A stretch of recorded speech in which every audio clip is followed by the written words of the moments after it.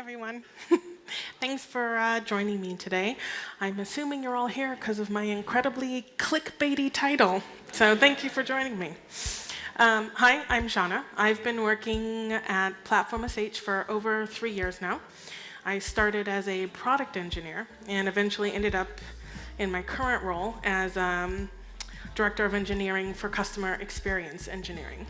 So we do all of the back-end APIs. Some of you, if you have used Platform, might have seen Subscriptions API, organizations, that's all ours. So when I joined Platform, I was a PHP engineer for almost a decade, working mostly in Drupal, so just so you know. But on the day-to-day, I'm very lucky, and I still do get to do a bit of coding. So I still am in it, which is nice. When I started at Platform.sh in 2019, they were debating the future of their accounts monolith. If you've used Platform.sh, you've probably encountered accounts.platform.sh. Well, that's a monolith. Still is. Maybe it won't be. Give us a year or two. We've been working on dismantling it for quite some time, which is what brings me here today, to talk about our experience doing just that. It's a really hot topic at the moment, as we're seeing lots of legacy monoliths transitioning to microservice architecture. But are microservices always the right design choice? I'd argue no.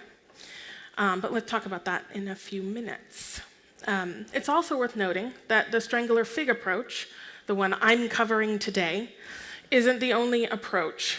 But I do think if you're looking to restructure or decouple your monolith, that it's a great option if you have the team and the time.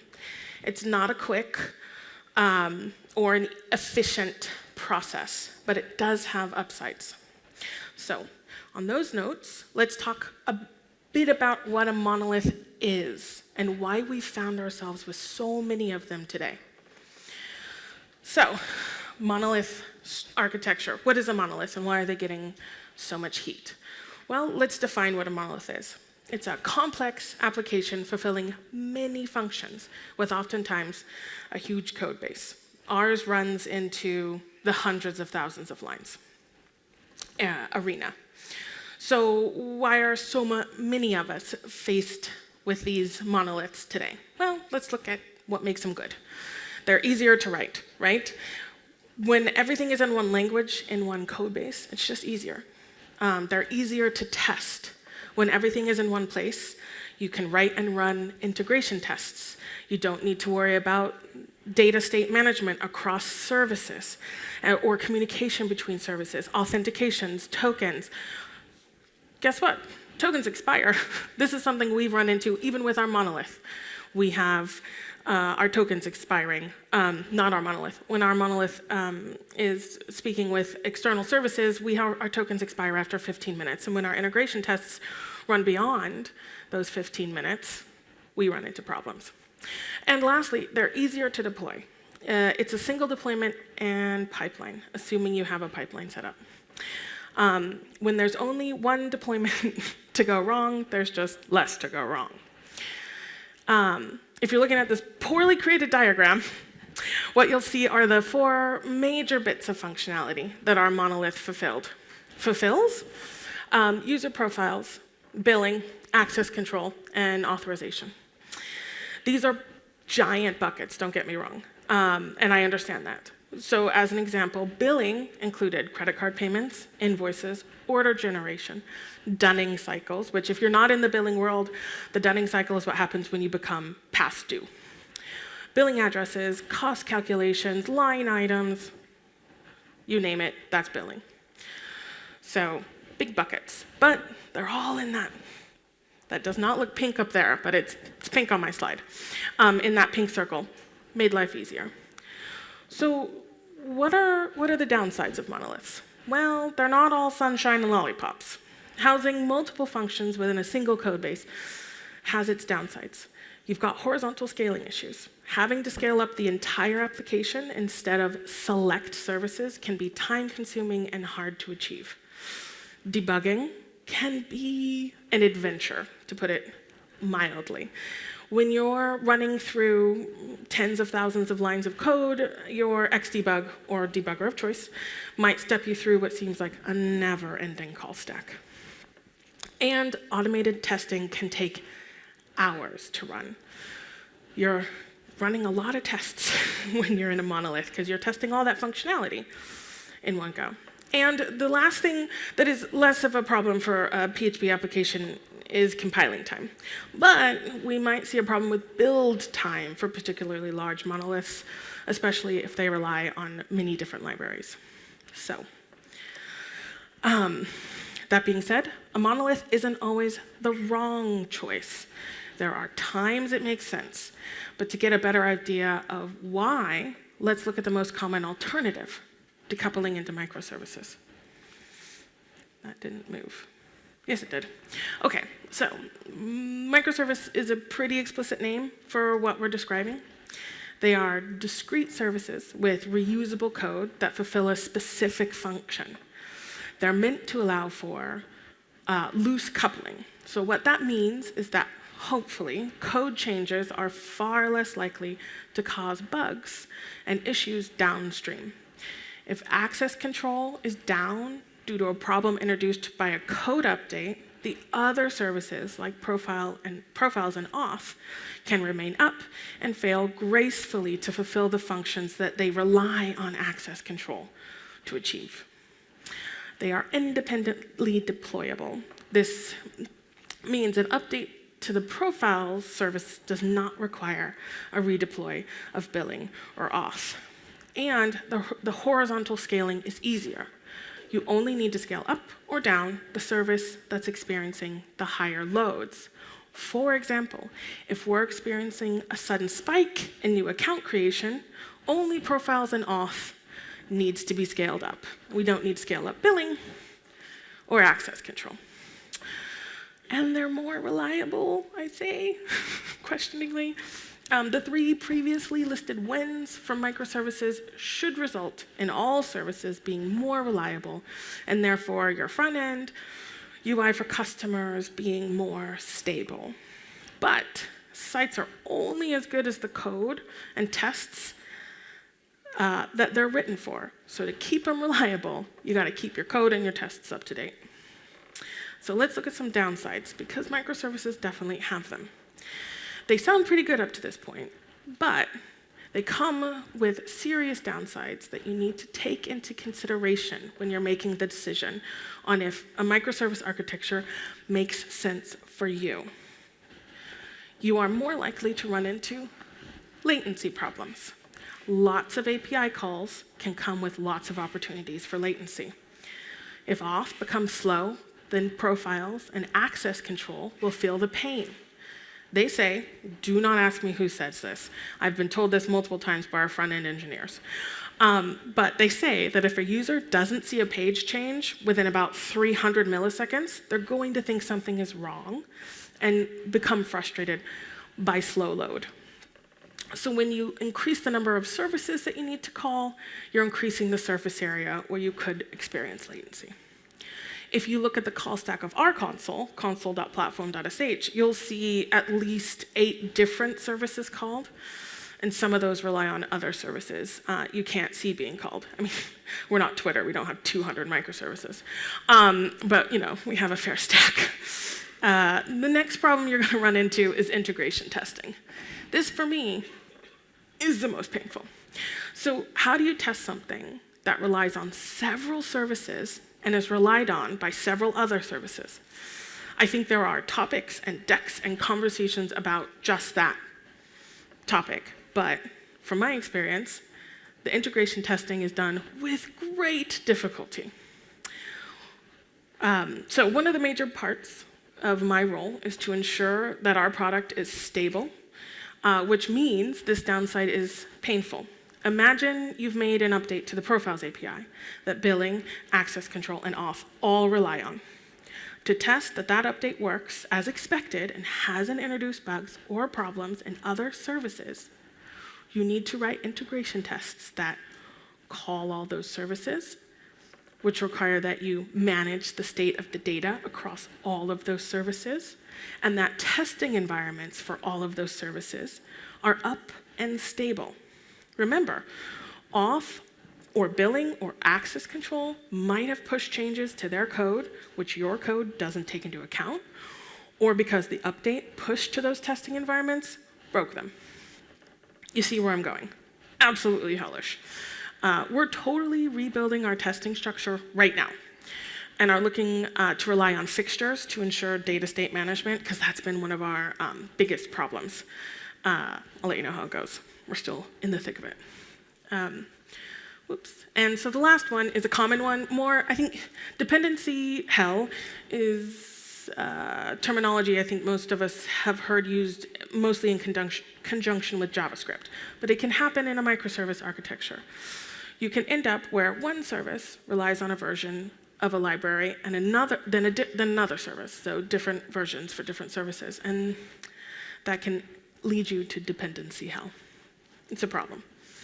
So we've looked at the good sides of microservices and the downsides, and the good sides of monoliths and the downsides. So where are you? Are you like, you know what? I want to do this microservice thing. I love it. Okay, let's talk about where you go. Let's talk about how you get there, right? Where do you go from here? So today I'm going to talk about the Strangler fig approach to decoupling. This approach to monolith decoupling or modernization, if you want to just modernize your monolith, you can also follow this path as well. But it provides a structured, methodical approach that, when done correctly, manages risk and provides an iterative process that prioritizes the stability and health of the underlying architecture. Everything in life is a trade-off. The Strangler fig approach offers the positives of stability and uninterrupted service, but at the price of speed. For us, we could approach and take our time to make sure we continued to provide upgraded offerings while putting time and effort into modernizing our underlying architecture. I'm gonna take a sip of water. Nope, that's empty. So let's look at the Strangler fig approach. So the first step in the Strangler fig approach seems really simple. It's just to establish a proxy. So this really doesn't do anything to your monolith. It shouldn't be removing any functionality. It's a really small step, but it should set the groundwork for major change. When done right, no one will notice, and there should be no impact on what users of your monolith see, apart from some changed calls in your stack. But before you can do that, you need to know what proxy you're setting up. The simplicity of this step belies its true nature, which is a beast of time-consuming review and discussion. And bike shedding. We all bike shed, right? It's fun. So how do you start? Well, I would argue you approach it by breaking things into buckets. For example, user interactions, billing interactions, internal systems interactions. You saw earlier I had broken the buckets up of the monolith: access control, profiles, billing. Those are buckets. Break those down further. So one of the first things you could look at is buckets that can be isolated easily. Are they distinct modules?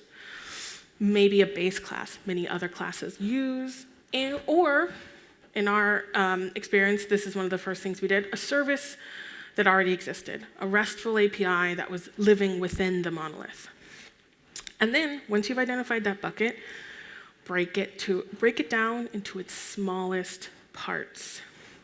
You might have a massive module that's handling user profiles that contains their billing address, their price book, credit card information, username, email address, permissions, and other account information. Can you break that down further? So let's look at a real example of how we approach this in breaking it out. So one part of our monolith's responsibility was user profile management. That meant it was responsible for login information, email addresses, passwords, tokens, and authorization, and billing information, address, credit card, pricing structure. We needed to break this up into more than just one microservice. And we need to do it slowly and without disruption. So the first thing we did was move the login functionality into an auth service. If you log into Platform.sh today, you might notice auth.api.platform.sh is your landing page. First port of call. You should try it. The next chunk of functionality we decided to tackle was billing information. This was far more challenging because the functionality, while distinct and easily classifiable, was spread across multiple modules and required significant work to make everything backwards compatible.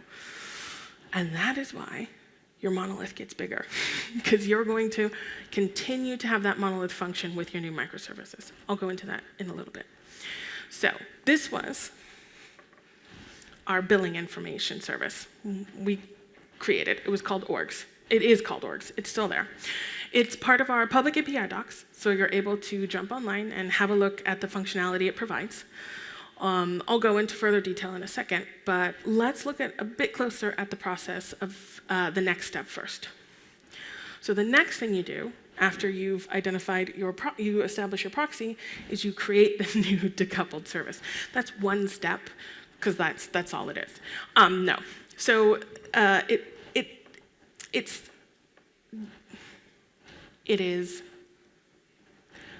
it seems really small, but it's not, right? You guys are all like, that is so much to do. I get it. But let me go back to actually reading. So this doesn't mean your monolith stops growing. It's still expanding. Just like the tree the Strangler fig is growing on, and is also still, so the Strangler fig is growing on that tree, right? And the tree continues to grow, as does the Strangler fig. So that's the analogy here. So this may sound counterintuitive. Why put new features or components into a monolith you're looking to destroy? Because you need the monolith to continue to work and to fulfill its duties. If your sales team comes to you to ask for a new field on a user to allow them to better track their campaigns, you can't tell them, no, that system's no longer in use, you have to wait 12 to 24 months for the new system. Instead, the Strangler fig approach gives you the flexibility to accommodate requests during the decoupling process. So, at this point, you've done a lot of the heavy lifting. Just identifying what you see as the smallest part of functionality you can move into a bucket is a good chunk of the work, and should place you well to start architecting the new microservice, because now you know what it needs to do. Don't get me wrong, you still have a mountain to climb, but you've got all the gear. Or, to keep within the analogy of the Strangler vine, your roots are established in the canopy. Now the vines have a secure foundation to grow from. But you need to get comfortable with a few things at this point. You need to get comfortable with duplication. The service is going to continue to exist in the monolith as you write the new service. You might find your goalposts moving during the process. I'm sure we've all watched those goalposts move. This isn't something specific to this. So so the goalposts move, and you've got two or more people working on the same deliverable in two different services. It's all part of the process. It's all okay. And you're going to expand your monolith. To use the functionality that other parts of your monolith relied on has now been moved into a microservice. So you're going to need to update your monolith to rely on your new microservice. So let's look at one of the ways in which our monolith expanded during the decoupling of the billing information. So this says subscriptions. Subscriptions have nothing to do with organizations, except when they do. We need to know what organization owns what subscription. So we had to make big updates to our subscriptions API to work with organizations and not the old user profiles. But the subscriptions API is fundamental to the service we provide. So all of our subscription handling had to be backwards compatible so that we could roll out organizations without making our entire user base rewrite scripts or relearn how to make API calls directly. Our console and CLI were updated to make it as seamless as possible for users. When we went live, so they didn't notice the change, that's an understatement. It's not noticed, they noticed it, but it was as undisruptive as possible. This update to the subscriptions API meant we had duplicate data and functionality in both the monolith and the microservice. Our subscriptions are owned by organizations, so we need to house some organizations' data in our monolith. And so we could continue to link between subscriptions and owners. So we have data duplication and functionality duplication across our monolith and our microservice. So the third step is to start routing your traffic through the proxy. That's the day you flip the switch. You go, the microservice is ready, the monolith has been updated, and you're good to go. For context, when we launched our organizations API, it's not up there anymore. When we launched our organizations API, we put 10,000 new lines of code in our monolith. You just got to get comfortable with it. So how you go about routing your traffic through the proxy is up to you. There's an ongoing debate in our team around feature flags versus feature branches. When we rolled out organizations using a feature branch, the next, it caused the existing developers on the team who were not working on organizations to stutter for a minute, because there was suddenly 10,000 new lines of code that you had to get used to. It changed the entire way we were working on almost everything. So take that for what you will. Feature flag versus feature branch is, I think, an ongoing debate that I'm pretty sure there's probably multiple presentations and talks about already. So, organizations. Now, we have an organizations API, which you can set your address through directly, which is great. One more vine. That leads us to the last one, which is repeat over and over and over again until your monolith is a series of microservices. So as you proxy, decouple, and repeat, more and more vines will grow. Your Strangler fig, your microservice architecture, will become the dominant organism, and the tree, which gave it life, the monolith, will die.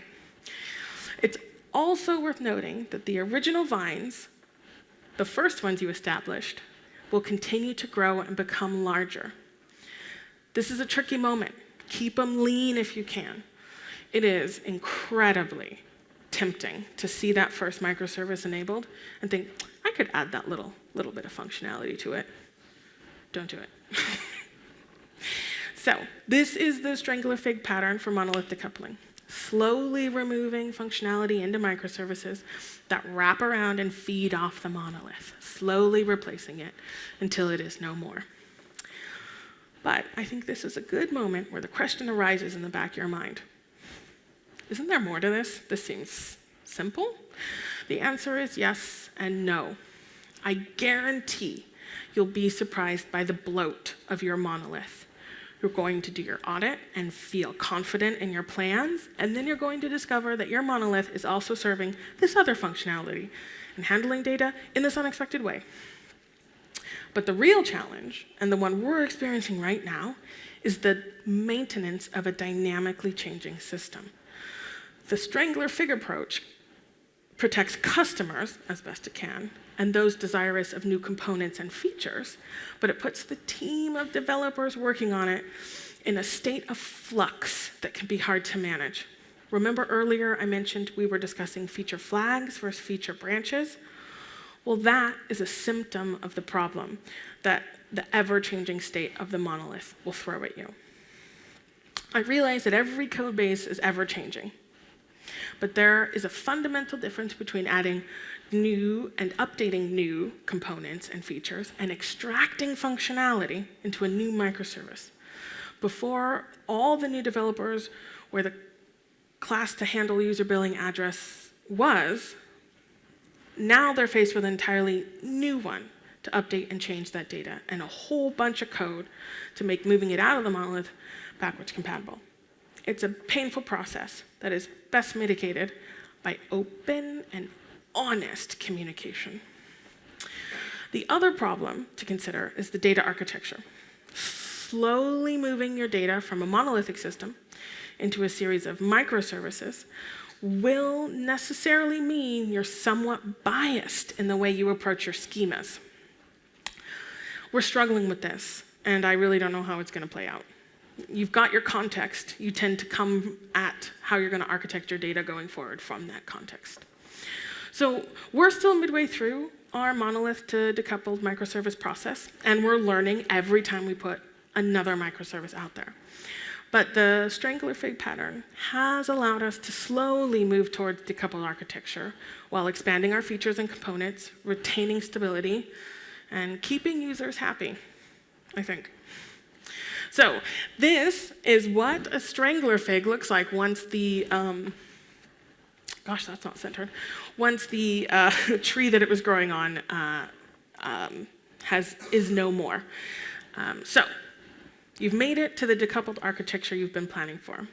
Now you've got to keep those microservices from becoming your next monolith. But that's definitely a talk for another day. So speaking of talks, tomorrow there is another talk about decoupling in this room.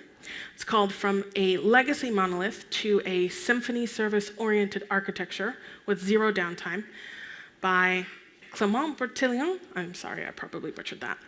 That will cover more code-based approaches to decoupling in Symfony. Definitely check it out if I've managed to lure you to the dark side of microservice architecture.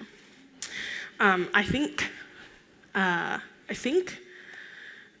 we have time for some questions, but I would just like to thank you all for coming, and I'll be at the Platform.sh booth for the rest of the conference, so stop by and say hi if you have additional questions. But yeah, does anybody have any questions? Oh.